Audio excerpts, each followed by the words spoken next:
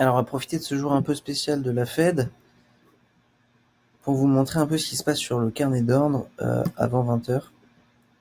Eh bien, tout simplement, il se vide. Vous voyez, là, on est pile dans cette phase-là. Alors, le Nasdaq, lui, pareil, vous voyez, depuis maintenant une demi-heure, 1 heure, sur tous les indices. On a vraiment le spread qui augmente parce que justement, donc l'écart entre le bid et le ask, puisque justement, les carnets d'ordre se vident, on perd en liquidité sur l'offre et la demande, sur les carnets, et en fait, je reprends le Dow Jones, vous voyez, personne, aucun pro n'osera se placer avant 20h, avant qu'on ait une idée d'où le marché veut aller et surtout de ce que la Fed va dire. Alors, moi, je suis vraiment, vous savez, du trading très safe. C'est comme ça que j'ai survécu et c'est comme ça que je vous dis tout le temps, j'ai vu des dizaines de traders pros disparaître avec le temps, même des très bons traders. C'est qu'il faut toujours se prémunir du risque. Et nous, on n'a pas des milliards, et même ceux qui ont des milliards dans ces moments-là, ils n'ont pas des milliards. On est un tout petit bateau dans la tempête. Et il va y avoir un ouragan. Alors vous avez tous envie, souvent c'est là où les amateurs se précipitent pour aller trader. Moi je suis le premier à vous dire, ne tradez pas. Il faut 10 ans d'expérience pour trader ces phases-là. Et même quand on a 10 ans d'expérience et qu'on est professionnel, il peut tout se passer sur ces phases-là.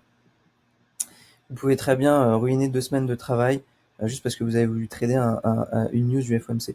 Normalement, une news, ça se trade pas puisque ça peut contrer l'analyse technique qui nous aide à soutenir notre analyse fondamentale, qui elle est plus certaine justement qu'à un moment d'une annonce. Donc les deux sont plus certains, les deux sont plus stables, et donc on est en condition de marché dégagée et on peut prédire plus facilement.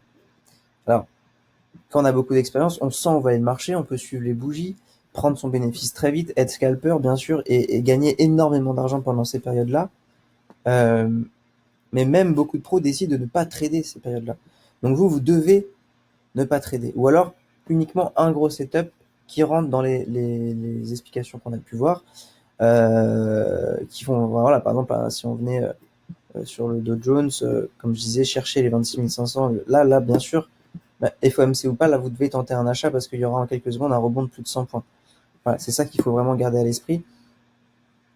Sauf si vraiment vous voyez un énorme setup et qu'il y a eu, vous avez pu prendre le mouvement avec un SL très court, vous risquez juste de vous faire massacrer dans cette période-là. Alors si je donne un signal, c'est justement qu'il y aura eu un beau mouvement. Mais ce qui est beaucoup plus intelligent, c'est de laisser passer la tempête et attendre que le marché ait montré vraiment sa direction, attendre un pullback et se replacer dans la tendance qui a l'air d'être définie réellement une fois que les vendeurs ou les acheteurs ont bien capitulé, ont perdu la bataille. Donc c'est vraiment ça qui est... Je sais que là, vous attendez tous 20 heures le FOMC. Vous allez sûrement juste perdre beaucoup d'argent si vous tradez par vous-même. Donc, je sais que c'est frustrant, mais tradez le moins possible. Euh, Croyez-en mon expérience. Il faut faire très très très attention les jours de Fed, les jours de BCE, c'est les jours où ça bouge le plus. Vous pouvez avoir un mouvement de 300 points dans un sens, 300 points dans l'autre. Si jamais vous n'arrivez pas à fermer, vous enlevez votre SL, vous pouvez cramer votre compte. Donc c'est pas ce que vous cherchez.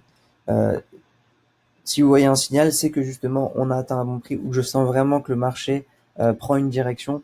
Je le sens dans le carnet d'ordre, la force acheteuse ou vendeuse. Là, vous voyez, il n'y a plus aucun volume.